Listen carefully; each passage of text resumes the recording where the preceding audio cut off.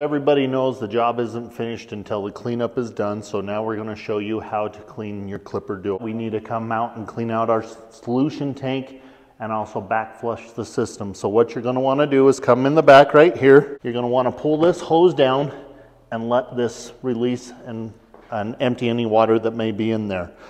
Why you want to do this in a bathroom with a floor drain. Why this is draining out, please take a hose with fresh water and put it in your solution tank. That way we can rinse out any chemicals that are in there so they don't settle into your machine and cause issues down the line. Turn it on and just set the jets to run automatically to run any chemical that may be in the system through the jets. You want to run this for 2 minutes. So after you've ran it for 2 minutes, now you've cleaned any chemical out of the jets and you've flushed any chemical out of the system. You can go ahead. The hose goes underneath the rubber sill right there and back up onto the nozzle. That has cleaned out your tanks and your jets. Now we need to finish cleaning out the shoe. So if you notice on the front, we have 2 hoses. Hopefully your machine still has this diagram right here pointing to the hose. The vacuum hose is the one that you're going to want to pull off. If you do not have this diagram, you can find out by pulling off the hose, turning on the machine and seeing which one has the suction. Whichever one has the suction, you're going to want to pull off.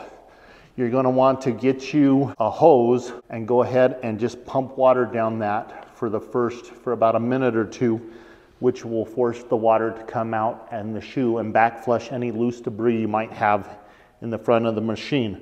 Once you get done doing this, you will want to put this back on, get you a puddle of water, go above the puddle of water, turn your vacuum on and pull it backwards. That means any large pieces of debris in the shoe will be sucked up into your recovery tank.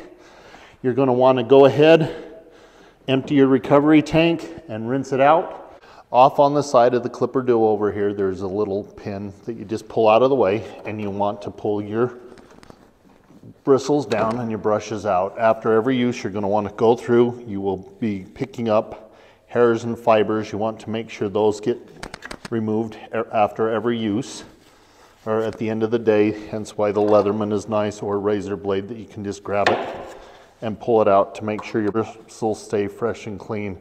You're also going to want to make sure over on the side that these bearings are free moving and they spin freely. If you have an issue with those not moving, please call it in. We have a problem with your bearings and it'll burn up your machine. So again, proper maintenance. So you're going to want to take both sets of bristles out. If you forget which set of bristles you need, off to the side there is a diagram showing you which bristles go where, but the wider in the front. This one is removed the same way. Again, just pull that metal piece out, pull it in. Make sure these bearings, as you can tell, this one's getting a little stiff. This will need to be called in so they can take care of it. And make sure you're done here. You're also going to want to come off to the sides and make sure on these sides any hair that may be collected, string, this will decrease the life of your machine by binding it up and causing the motor to burn up. So you're going to want to make sure those areas are clean, which is why we said either a Leatherman or a razor blade. To cut those areas, you're going to want to come up in here in the chute and clear off any debris that might be up here. As you can tell, this has been sitting in here for a while. If you get it when it's wet and a rag, you can wipe this off any time and it comes off very easily and it makes your job a lot easier.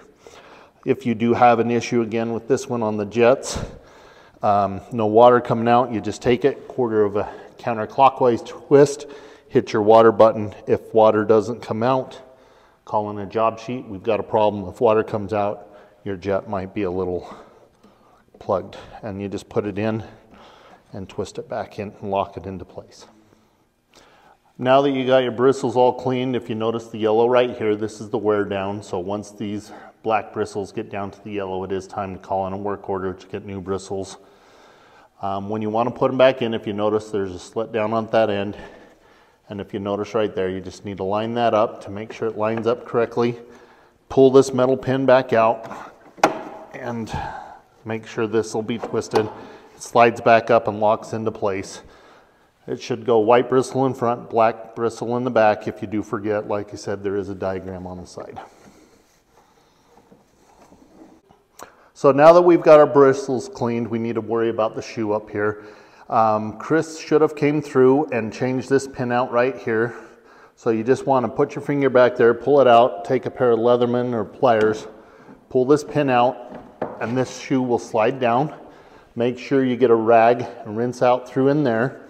Then you're going to want to get, again, a putty knife going up through this. In the center of these, there are two teardrop shapes with rubber gaskets, so you won't be able to take your putty knife all the way across.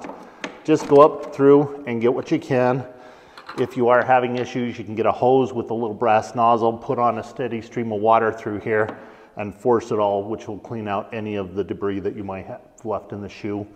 Once you get your shoe cleaned out, you're going to want to go ahead, place it back up, and replace the pin. When you put this machine back on, this hose right here should fit snug, but make sure you keep the lid off and put it away for storage.